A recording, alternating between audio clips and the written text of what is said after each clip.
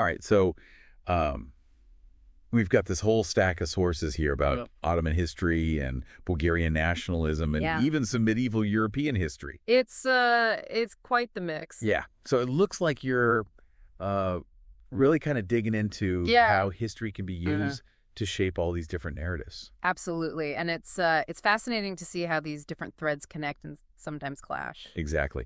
And for this deep dive, we're going to zero in on the Ottoman Janissaries. Okay. You know, those legendary warriors. Yeah. And kind of unpack how their story has gotten tangled up with some really intense historical narratives. What's really interesting to me is how the Janissaries are often used as a symbol, particularly in Bulgarian nationalist narratives, to represent this idea of Ottoman brutality. Yeah. You've hit the nail on the head there. Yeah. That's exactly what we're going to be looking at. Okay. Like how that image has been, which is just say creatively shaped over time. And sometimes even used to justify some pretty troubling actions. Exactly. So before we get into all the myths and the manipulations, let's set the stage a little bit. Right. The Janissaries were part of the Ottoman military system, right? They were. But we can't just picture this massive, chaotic army. Oh, absolutely not. The Ottomans had a very sophisticated system. Okay. With different types of soldiers, each with specific roles and functions. So where do the Janissaries fit into all of this? They were the elite corps. Okay.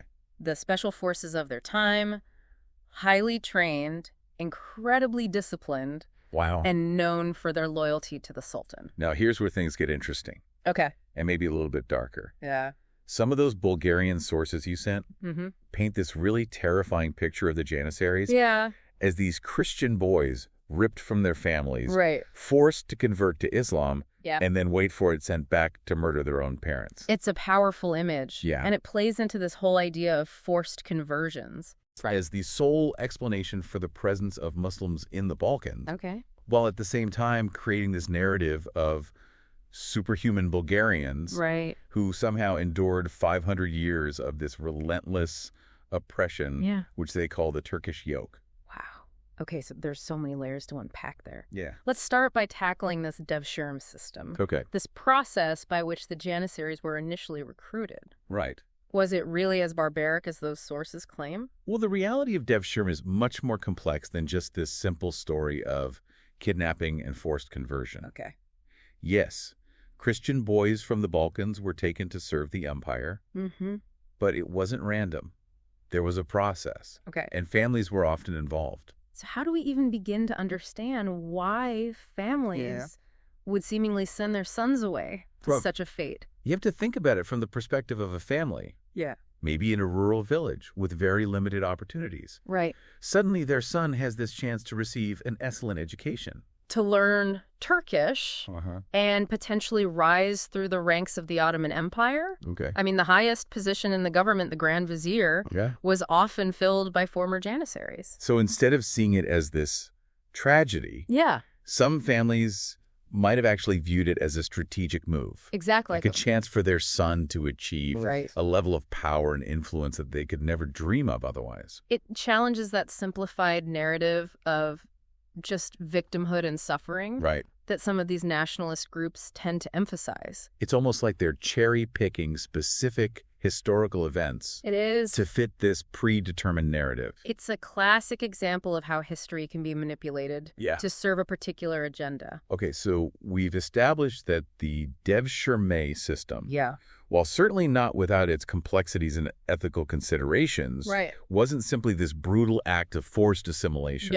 But then how did this whole narrative of Janissaries as these child-murdering monsters become so ingrained in Bulgarian nationalist thought? It's part of a larger project of constructing a national identity. Okay. And that often involves creating a very clear distinction between us and them. And in this case, them are the Ottoman Turks. Exactly. Who are portrayed as the ultimate oppressors. Precisely. And by emphasizing the supposed brutality of the devshirme system and the Turkish yoke, they're able to generate the sense of shared suffering and resentment among the Bulgarian population. Which in turn helps to solidify a sense of national unity and purpose. Exactly. It's a powerful tool for mobilizing people. Okay. Particularly when they feel that their identity or their way of life is under threat. This is getting really thought-provoking. It is. We've gone from debunking myths about the Janissaries to uncovering this much larger story about how history is shaped and used to serve certain agendas. Well, we're really just scratching the surface here. I'm already feeling a little overwhelmed by the complexity of it all.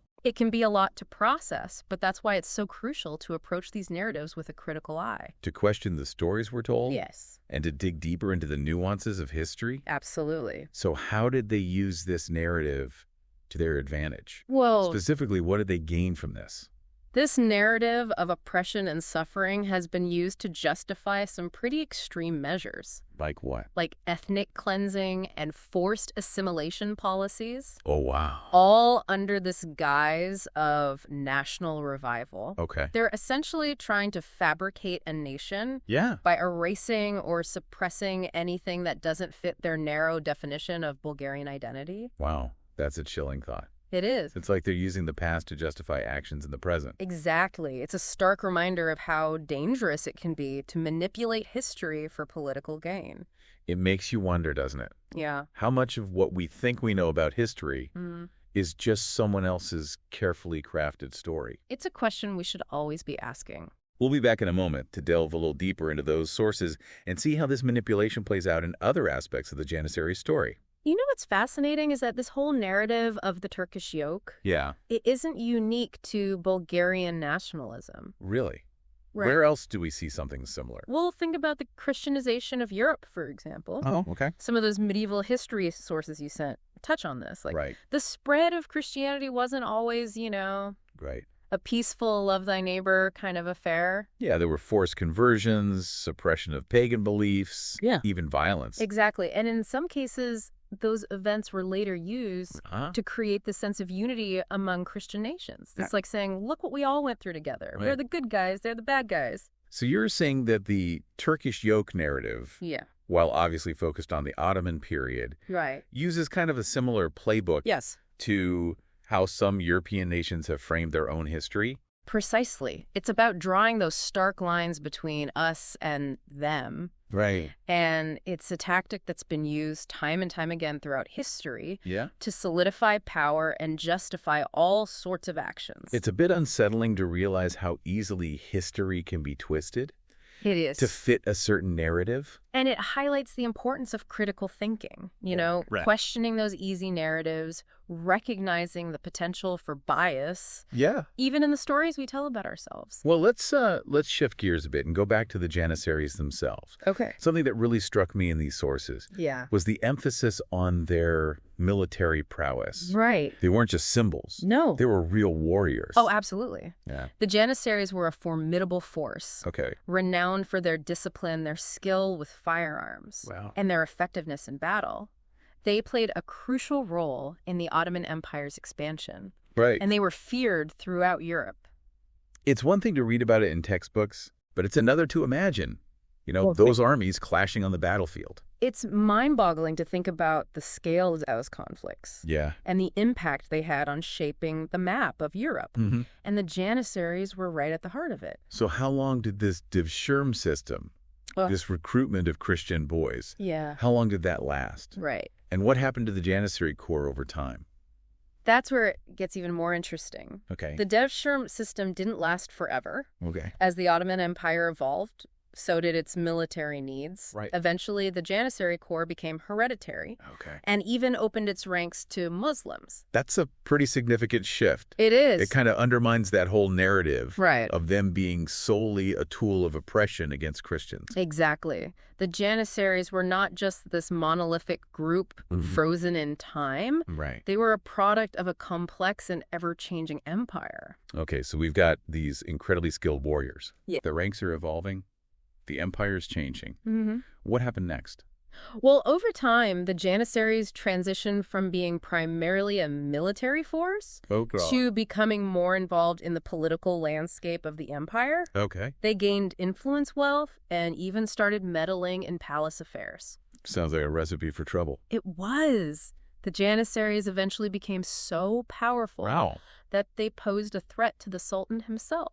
Wait, so the very force that had once been like the backbone of the Ottoman military became its undoing? In a way, yes. In the early 19th century, Sultan Mahmud II decided he'd had enough. Okay. He abolished the Janissary Corps in a bloody event known as the Auspicious Incident. Auspicious? Well, that doesn't sound very auspicious. It depends on whose perspective you're taking. Right. For the Sultan, it was a way to consolidate his power. Okay. For the Janissaries, it was a brutal end to centuries of tradition. This whole story is full of twists and turns. It is. It's like watching a historical drama unfold. Huh. It is. And it reminds us that power dynamics are constantly shifting. Yeah. And even the most powerful institutions can rise and fall with the tides of history. We've covered so much ground in this deep dive. We have. We started with those disturbing images of Janissaries murdering their own parents. Yeah. Then we delved into the complexities of the Devshirme system, Correct. explored the Janissaries' military prowess, and now we've seen how their story is intertwined with the rise and fall of the Ottoman Empire itself. And we've only just begun to scratch the surface of this complex and fascinating topic. It's a lot to process. It is. But I'm already starting to see how these different pieces of the puzzle fit together. That's the beauty of a deep dive. Yeah. It's about connecting the dots and seeing the bigger picture. We'll be back in a moment to wrap up this episode and leave you with some final thoughts to ponder. All right, so we've been on quite the journey with these Janissaries. We have. Debunked myths, uncovered hidden agendas, Yeah. and even explored the rise and fall of an empire. It's amazing how all these threads connect. So what's the big takeaway here? What do we do with all this information? Well, what really strikes me is how easily we can get swept up in a compelling narrative. Yeah. Especially when it confirms what we already believe or want to believe. It's human nature, right? We crave those simple stories. Yeah. With clear heroes and villains. Right. But history rarely fits neatly into those boxes. It rarely does, and that's why it's so crucial to be skeptical. Okay. To question the sources, to consider different perspectives, especially in this age of instant information. Right. Where everyone has a platform and historical narratives are often weaponized. Yeah. For political gain. It's like we're drowning in information. Right. But thirsting for real understanding. Exactly. How do we even begin to sift through it all? By being active participants, not just passive consumers. Okay. Ask yourself, who's telling this story? What's their agenda? What voices are being silenced or marginalized? So it's not just about what happened in the past, but about how we interpret and use that past in the present. Exactly. History is not just some dusty old textbook. Right. It's a living, breathing thing that shapes our world today. So as we wrap up this deep dive, Yeah. What's the one thing you want our listeners to walk away with? I'd say it's this. Be wary of anyone who claims to have the one true version of history. Okay. The past is messy. It's complex and full of contradictions. Embrace that complexity. Don't just accept the easy answers or the narratives that confirm your biases. Right. Dig deeper. Ask those uncomfortable questions and be open to having your assumptions challenged. Because the more we understand about the past, the better equipped we are to navigate the present and shape the future. That's a great note to end on. Yeah. Thanks for joining us on this deep dive into the world of the Ottoman Janissaries. It's been a wild ride. It has. It's always a pleasure to explore these fascinating corners of history. And remember, listeners, history is a conversation, not a lecture. It is. Keep asking questions, keep exploring, and keep learning. Until next time.